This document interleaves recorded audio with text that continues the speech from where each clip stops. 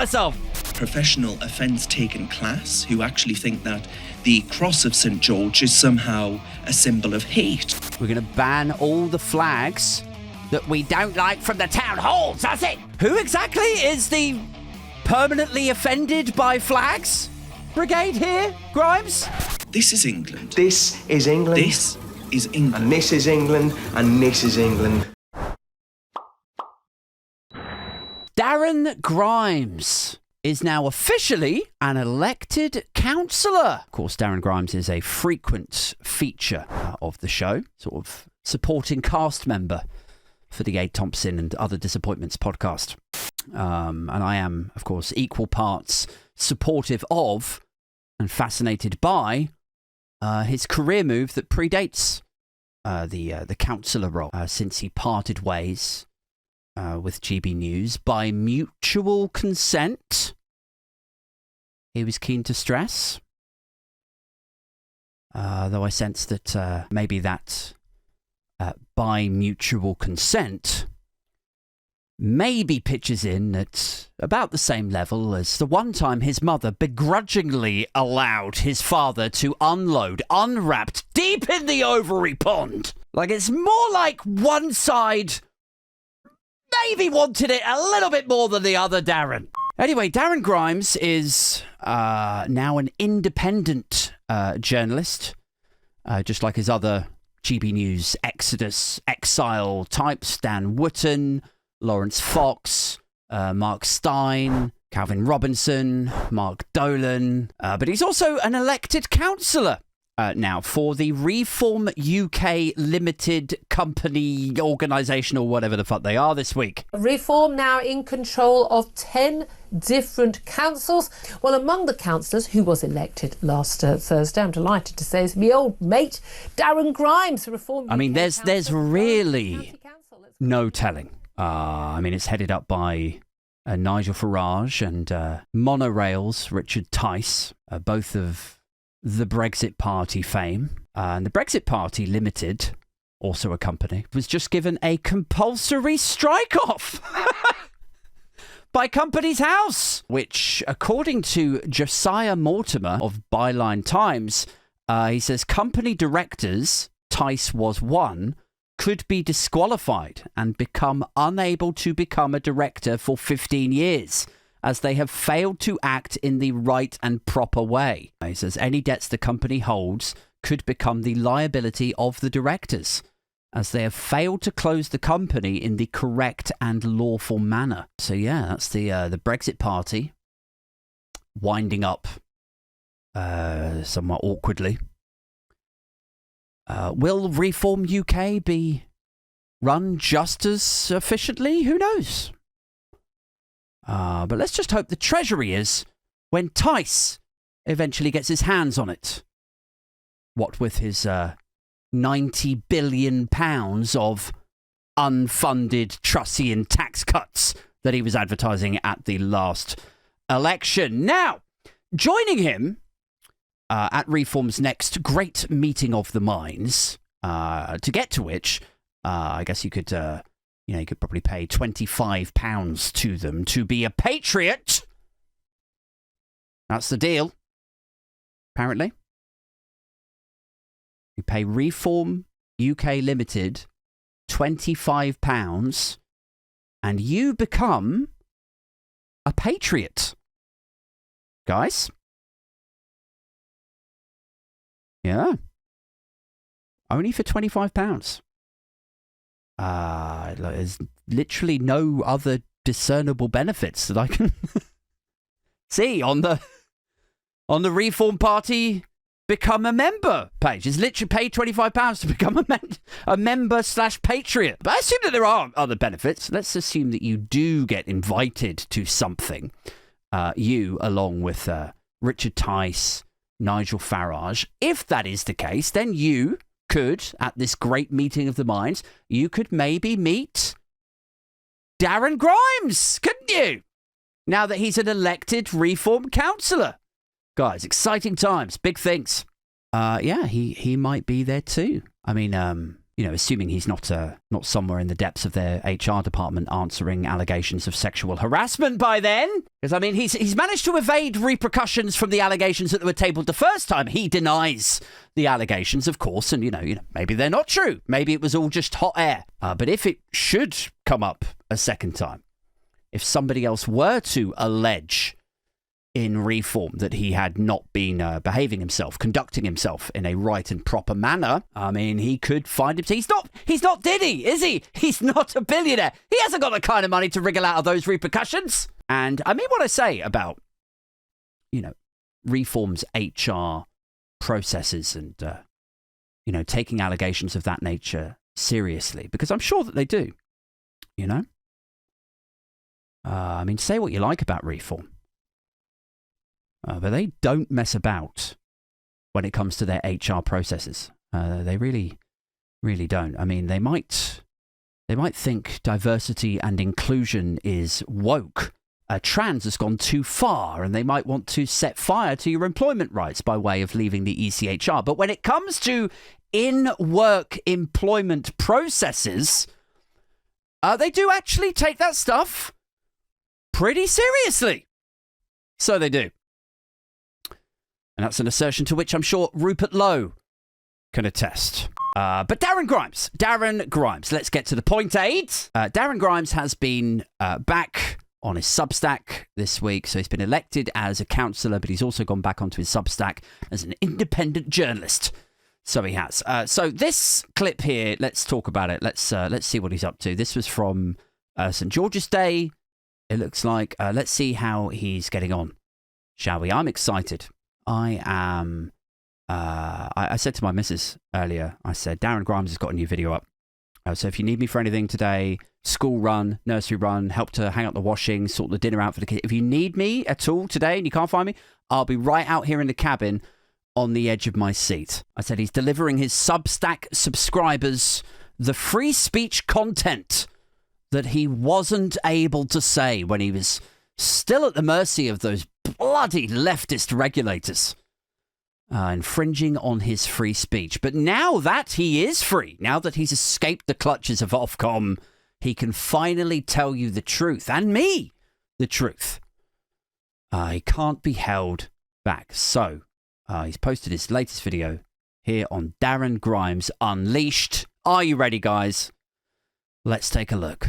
It is, of course, St. George's Day, so I have draped myself in the flag of St. George.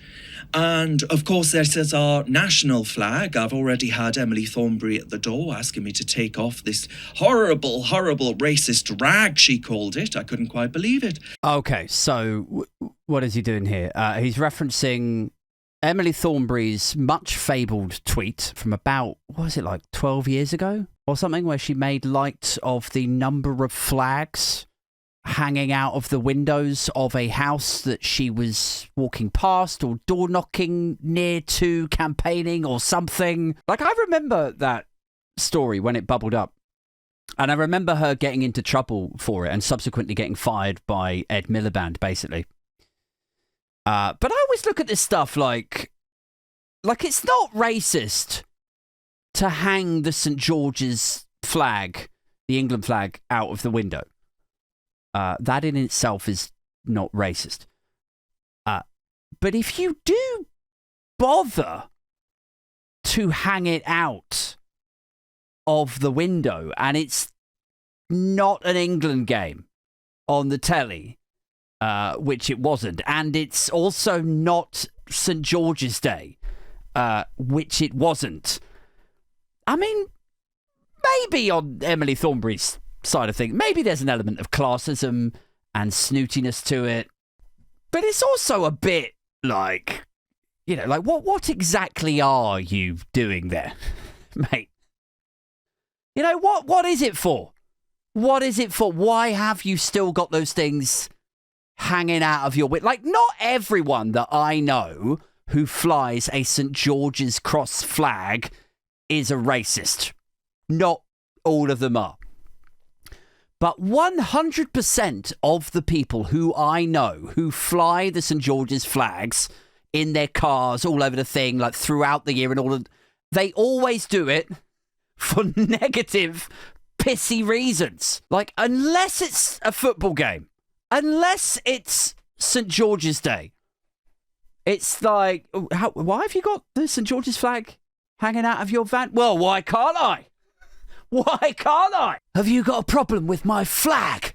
Have you got a problem with my country? Like, that's not coming from a good place, is it? That's coming from a confrontational, combative place. Now, that's like the English nationalist version of like walking around, like Die Hard with a Vengeance, when he walks around with like the N-word on the sandwich board thing. It's like, no, you can't say it. Well, you can say it, so why can't I say it? Like, what are you talking about? Why would you bother? Why are you bothering to try to say the thing? Like, you're catching a lift in the van with your mate. You see the St. George's.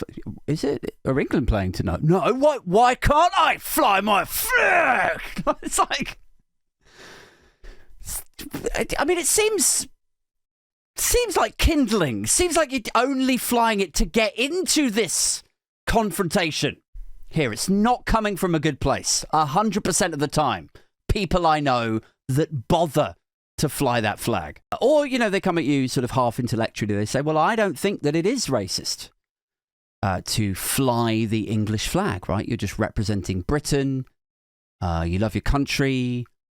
Your granddad fought in the war for England and has always been an Englishman and all of that. I don't think that it is racist. I don't recognise that, Aid. I don't see the racial undertones of it. I just see my country. I don't think that it is racist to fly the English flag, Adrian. And I'm like, no, I get that. I get, I'm not an idiot. I just play one on the internet. No, it's not racist in and of itself. The flag itself is not a racist piece of cloth or whatever. I accept that. And then they go, right, well, what's the problem? And I'm always like, I don't know if I can articulate. Like, I'm like, the problem is that it was this flag that was waved in people's fucking faces in the 1980s. It was this flag that was tattooed onto angry skinheads' shoulders. And you might not like it, and you might not recognise it as what I'm about to say, but it became a sort of mascot for the racism. It became a symbol of the racism that the racists could rally around. Like, oh, I see him with a St. George's cross. He's one of my people. And he's got a shaved head. It became the mascot, the symbol of the racism. And you were alive in the 80s, Gary. Imaginary Gary in my head that I'm now arguing with because I'm an emotionally healthy person. You were alive in the 80s. So frankly, it's a bit weird to me. It's a bit weird to us all that you are willing to overlook all of that historical context and just dismiss it, all of that, and how it might make your friends feel. How uncomfortable it might make us all when you angrily fly it. Belligerently fly it in our faces to make a fucking point. Like, it's weird that doesn't even occur to you. Happy St. George's Day, first of all, to each and every one of you. Unless, of course, you are, as I mentioned there, part of the professional offence-taken class. And like, like, are we really supposed to take this sort of stuff seriously? From people like Darren Grimes, from the GB News alumni. Are we really supposed to take this sort of criticism seriously when they talk about snowflakeism and the permanently offended, the suggestion that we're all fucking snowflakes who just shit our tits when we see a piece of cloth, a flag that we don't like, we just can't handle it? Like, are we really supposed to just sit here and take this from a Crayola gargling right who set fire to rainbow flags in their back garden on Father's Day when they should be hanging out with their kids? Their friends are like, well, what the fuck? Why are you so angry? It's got a rainbow on it. It's got all the colours. It's got a rainbow. Lawrence's family and his therapist and his family lawyer are all sat around in a circle in his courtyard going like, Lawrence, what is this, what is this really about? Do you want to come and sit down with us? I hate love, I hate happiness. Like Lawrence, just put the kerosene down. Please put it down. Put down the matches, Mr. Fox. Are we supposed to take this from a political right, who flip out when they see an LGBTQ flag in the foyer of a town hall? They see just a corner of the LGBT flag and they break out in a fucking coronary. Like, reform this week, right? For whom Darren Grimes is now an elected councillor. They were literally, like, one of their first press releases that they put out. We're going to ban all the flags that we don't like from the town halls. That's it. No more flags. We don't. That one can stay because that's a UK one, and then this one's in St George's Cross. It's fine, I suppose.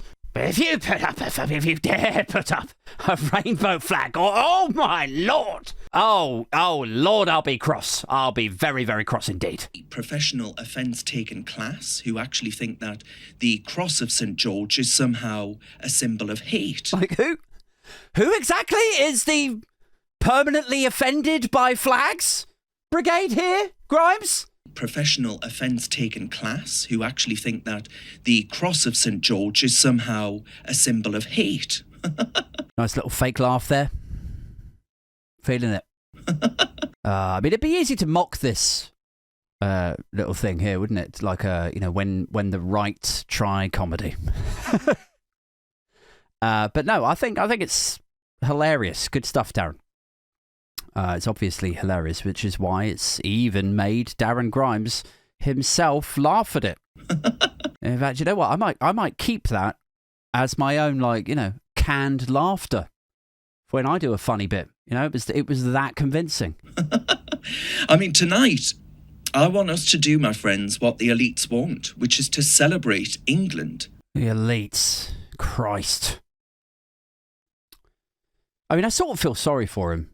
In a way, do you think he knows what he's going to be doing now that he's a councillor? He thinks now that he's elected, he's going to be grandstanding behind a podium, belching on about refugees and boats and invasions and national net migration figures and, all of his usual nonsense. But he's going to be in for a wild ride, a real, baptism of fire awakening on day one, when they're like, so you're the new starter, are you? The new boy? Okay, well, welcome aboard. Darren, isn't it? Yeah, Darren, of course it is. Of course it is. I don't suppose do you know how to use Excel, Darren? Because none of us do we, Shelley? You don't know how to use it. What about you, Nina? No, of course you do. You don't, do you? God, you don't know what you do with computers, do you, silly bitch?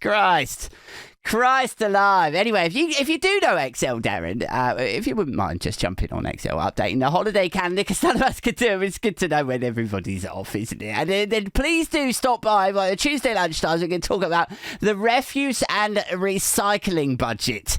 There'll be tea and biscuits there. So I'll see you then, Darren. Once again, welcome aboard. That's going to be his day one. Day two. Rope and a stool. England, what a marvellous gift to the world England has been. Oh, God. I think it was King Ethelstan, who actually managed to unify England first of all. And since he let me just bite my lip. Should we just let him have his moment? Shall we? Yeah, okay. Off you go, son. What a rich inheritance we have on this little rock of ours. Right, so, as you may well be aware... Oh, look who's gone and got himself a little cheeky 2-cam setup. So... I guess that GB News redundancy check just dropped. Scotland, well, up there, they have St Andrew's Day. Wales observe the holiday of St David. But what have we got here in this country? Oh, we've got Labour politicians telling us that we're xenophobic, swivel-eyed racists. But what have we got here in this country? Isn't it weird how when the oppressor wants to basically fly around their symbols, their flags, They're symbols of the oppression, right? That is what this all comes down to. It's like, if you're an underdog, fine. Like if you're a woman in a world of sexist, inhospitable, chauvinistic, violent men, right? It is fine for you to have an International Women's Day.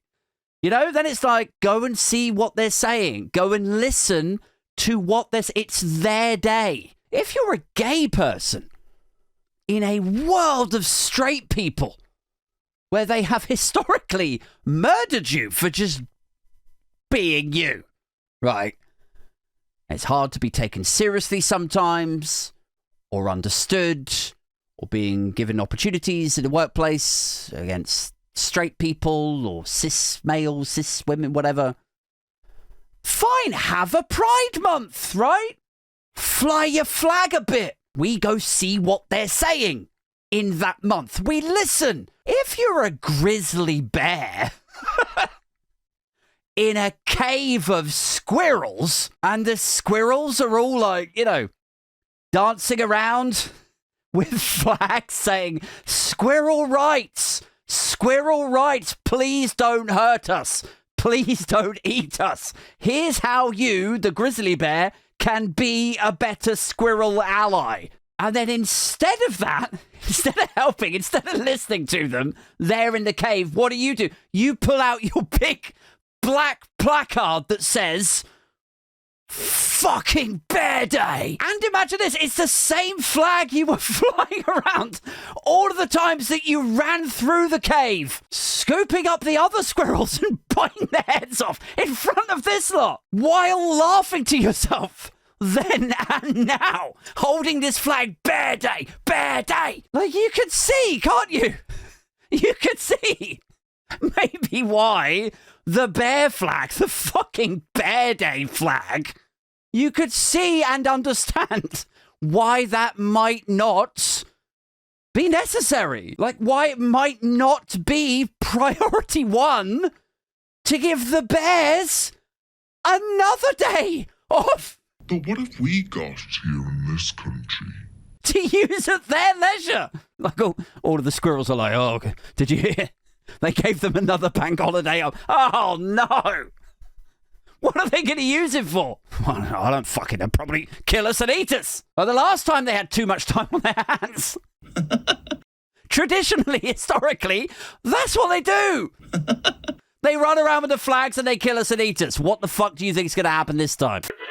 We get a diversity push. We get told that it's not inclusive enough.